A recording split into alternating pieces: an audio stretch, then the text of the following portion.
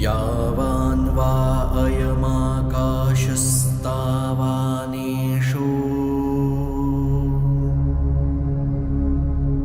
अन्तर्हृदय आकाश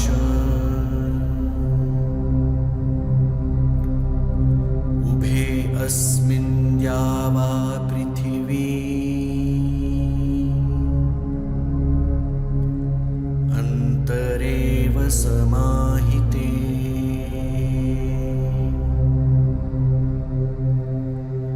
उभावग्निश्च वायुश्च सूर्यचन्द्रमसावुभौ विद्युन्नक्षत्राणि यच्चास्येहास्ति यच्च नास्ति सर्वतदस्मिन् समाहितमिति।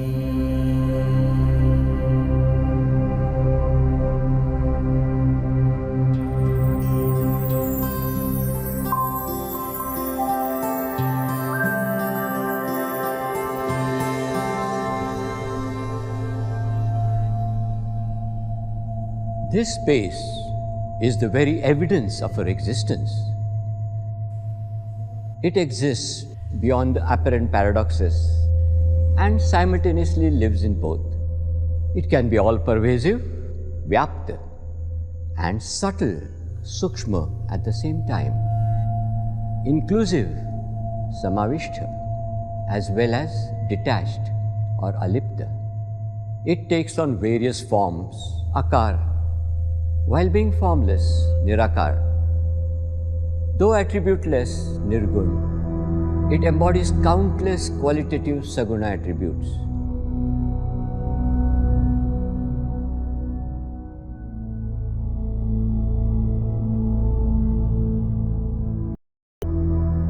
From this space arise innumerable diverse forms that we encounter in our everyday lives. Isn't it the ultimate canvas of all life?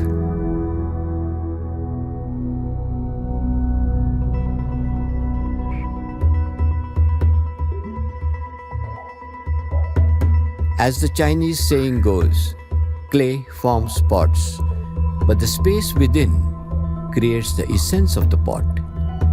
30 spokes meet at a hub, but the space within them creates the essence of the wheel.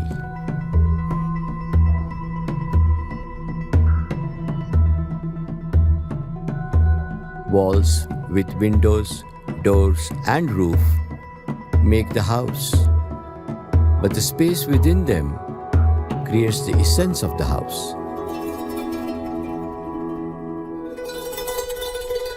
What concerns us in this brief exploration of space is the day-to-day, functional, existential space of the common person. It's the relationship with the space within that person's conscious and unconscious mind.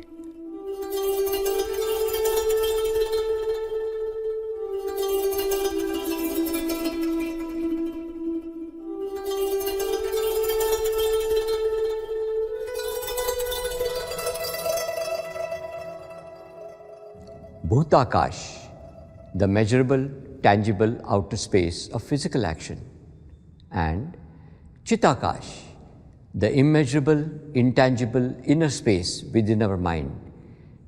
Both are always reciprocally interacting and influencing each other. Isn't our journey in life basically our journey through different outer and inner spaces? Our values and attitudes that reside in our inner space shape our outer built spaces.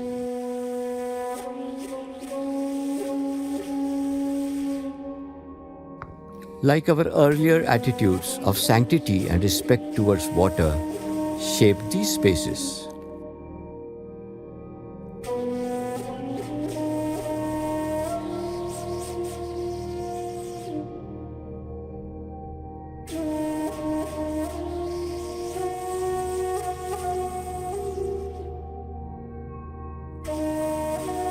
And now, with water as a mere commodity, that can be carelessly wasted and polluted, we have these spaces.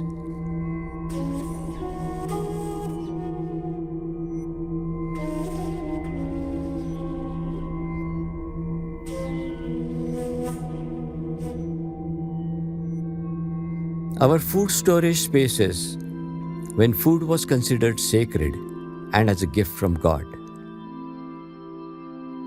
And when food has also become a commodity that can be bought, sold, and wasted. Don't today's overcrowded, cluttered environments reflect our inner clutter?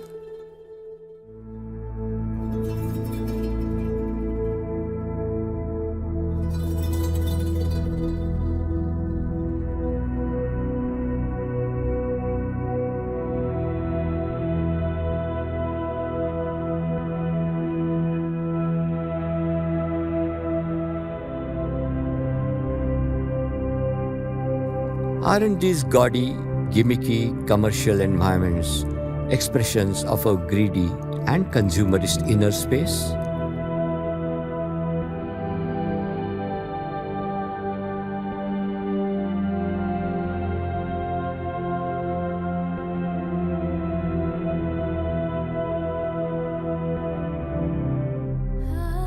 We had interesting, organic, unpredictable, interactive streets and spaces.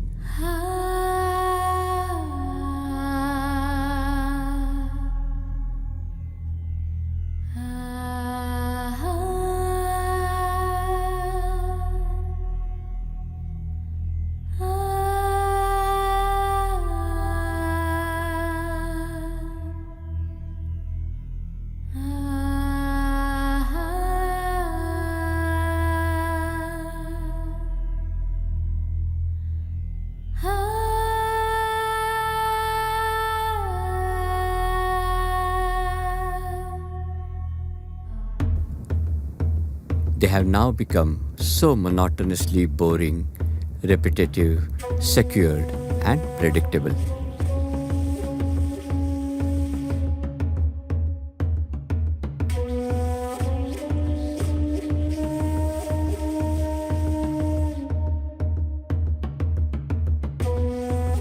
Thus, becoming expressions of our closed-in, insular, isolated, insecure, and mistrusting inner space.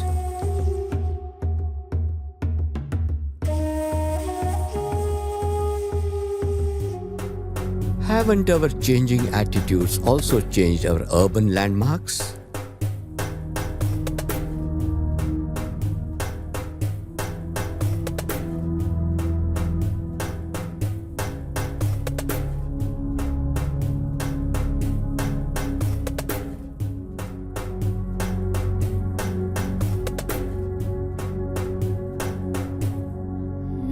Similarly, this outer space is also affecting our inner space, our spirit, moods, and feelings. Spaces that help in calming and soothing us.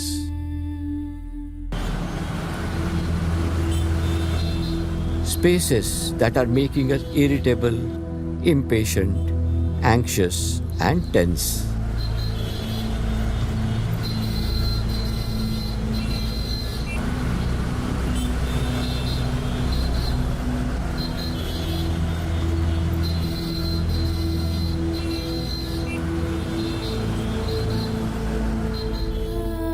Don't some spaces tend to heal and rejuvenate us?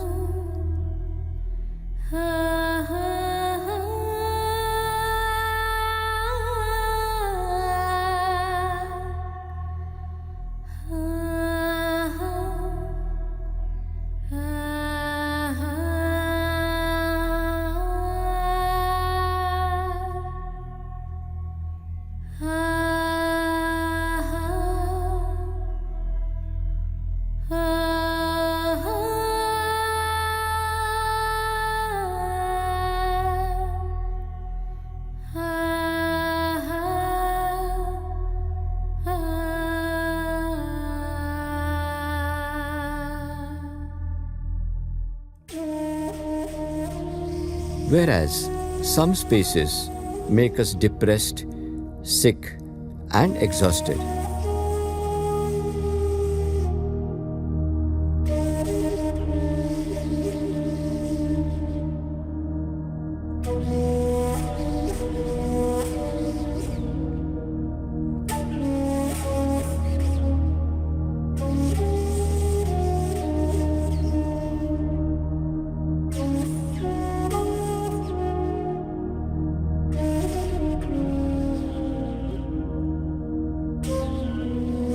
Which is why, on 16 March 1972, the US Supreme Court ordered the demolition of Pruitt-Igoe, a famous housing landmark of modern American architecture in St. Louis, because its spaces made the residents sick, depressed, antisocial, and violent.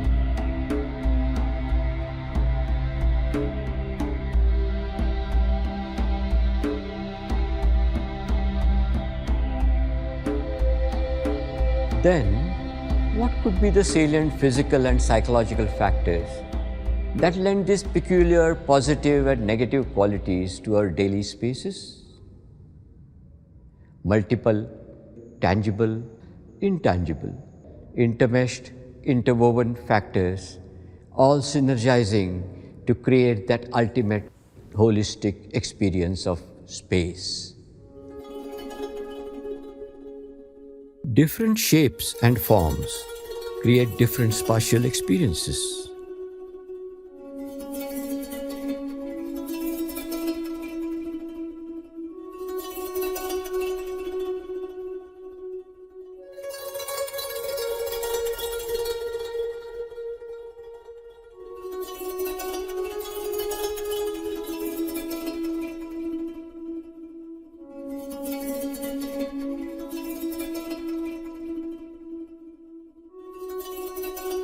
So does the quality of light.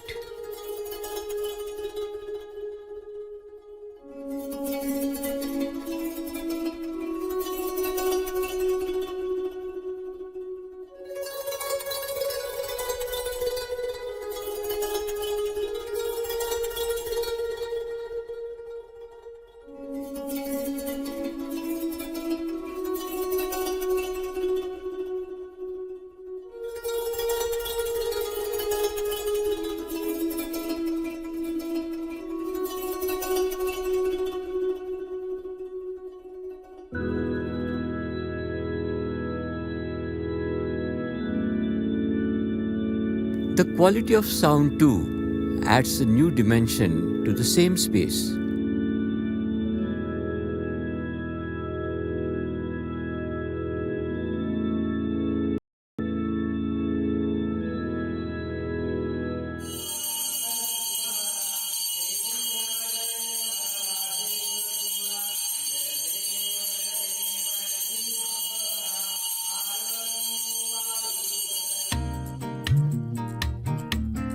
Different scales, proportions, and volumes articulate the space.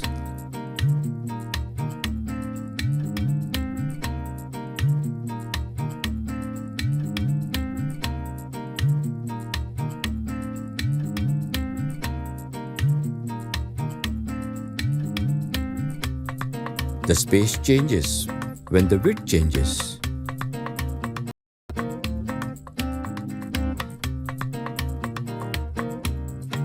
And even when the height is modified.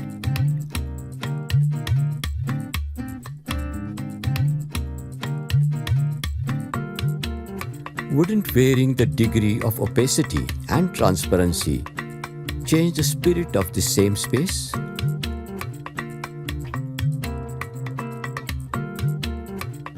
The removal of the tree and plants can take away some of the charm too. Diverse materials, textures, and colors have the potential to alter the spatial ambience.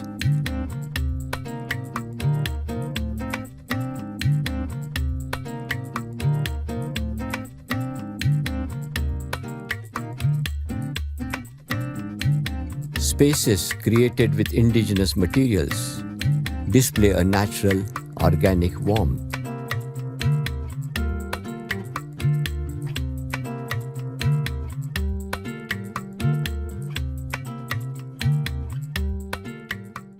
As against those built or clad with imported alien materials.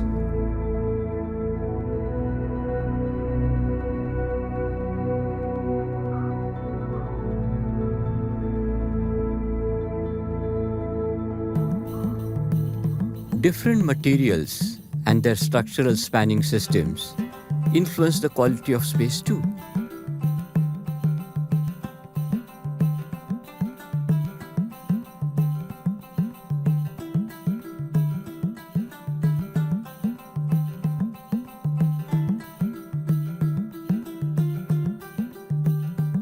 The spatial character is decided by the structure's response to climate.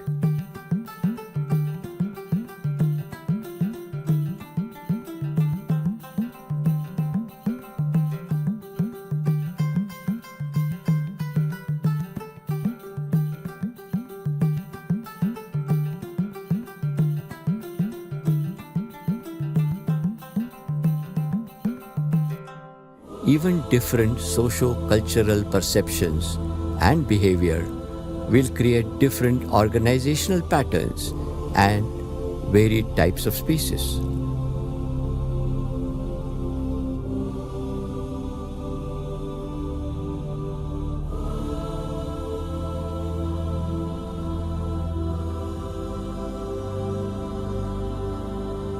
Varied activities add a new dimension to the quality of space.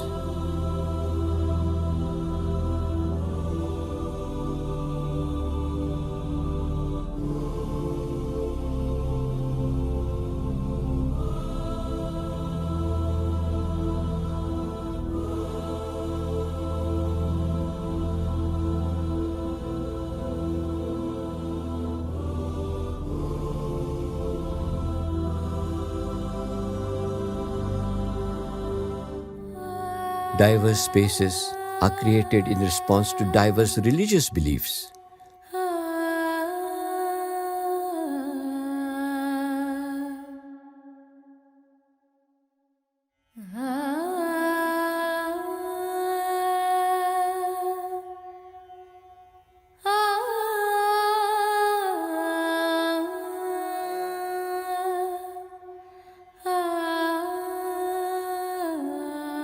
Intangible factors can also alter the spatial experience.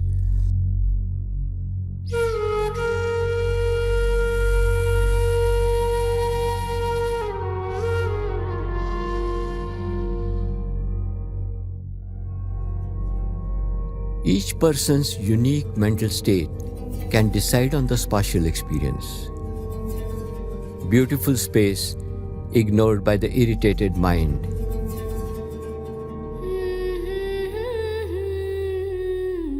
A dirty, drab lane ignored by the happy, joyous mind.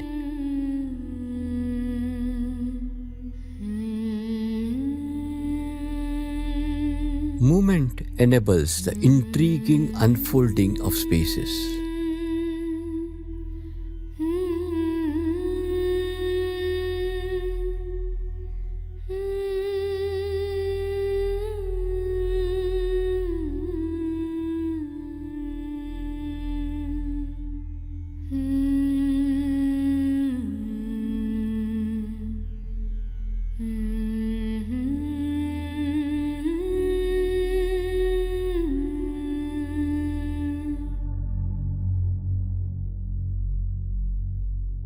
Even the physically and mentally challenged people experience space in their own very special way.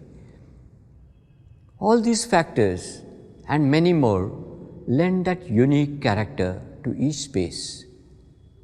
We now see that space is such an important constituent of our existential makeup, without which we cannot exist, not even for a nanosecond.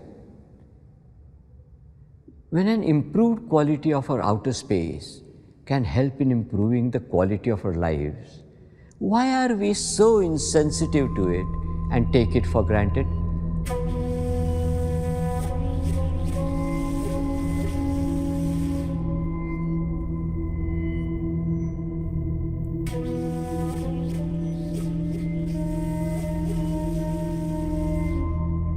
Why are we so disrespectful and indifferent to our living spaces?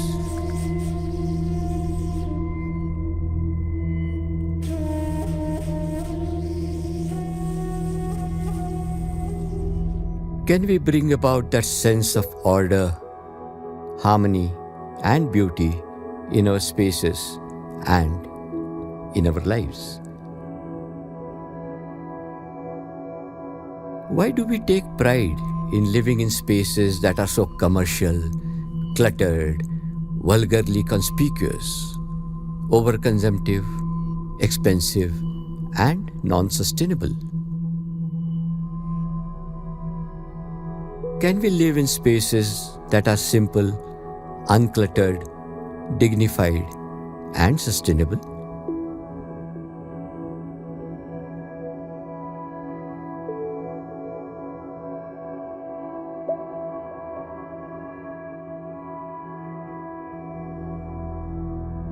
This unsustainable consumption takes a toll on nature's space.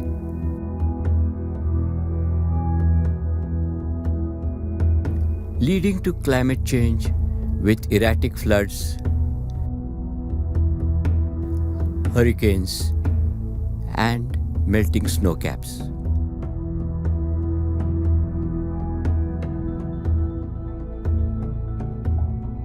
What have we done to our modern-day work environments?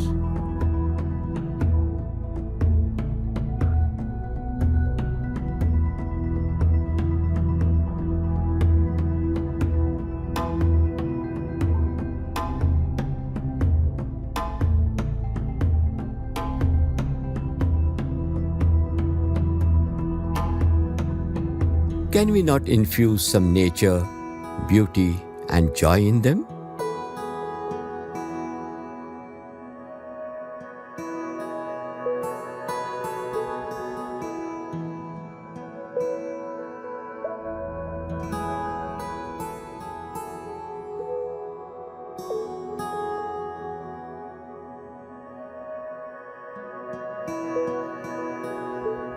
Why were our earlier living spaces harmonious and unified with that sense of belonging and integrity?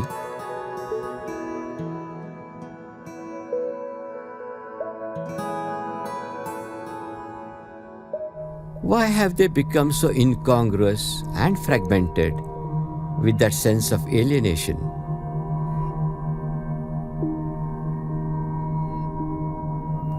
Do we need a dangerous, debilitating pandemic like COVID-19 to force us to take a pause and re-examine our lifestyle with its excessive consumption?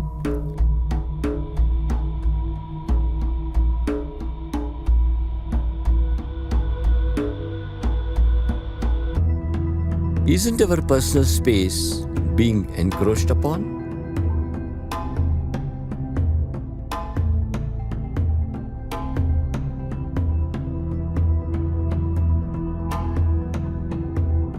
Why do we create, accept, and then tolerate this partial iniquity and injustice?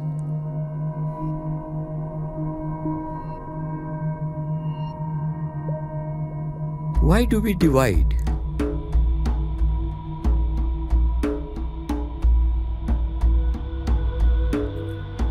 And then fight over these notional imaginary space boundaries?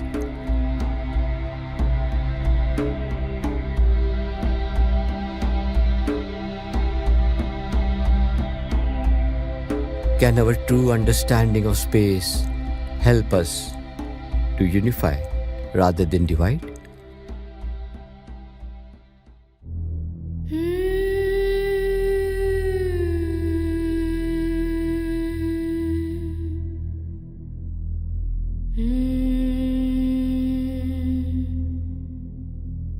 Can we feel space as that pause and silence in our lives?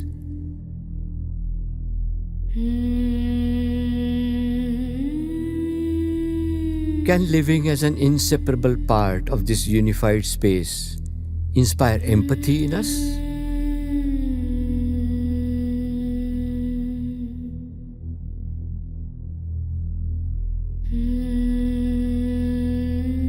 Can space encourage tolerance by granting each one their space?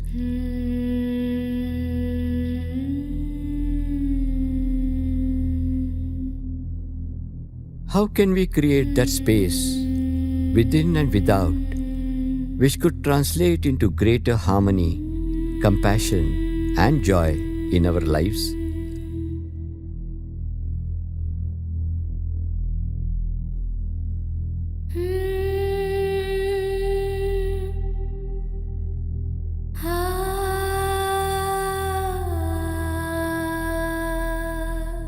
Though this space is embodied in trillions of different forms and identities in this universe, aren't these forms essentially the same unqualified oneness and energy of this universe? Being one of these trillions of space containers myself, am I not everything and nothing? Then, wouldn't our inner space merge and become one with the wholeness of that omnipresent universal space? Thus, dissolving the Dvaita, the other.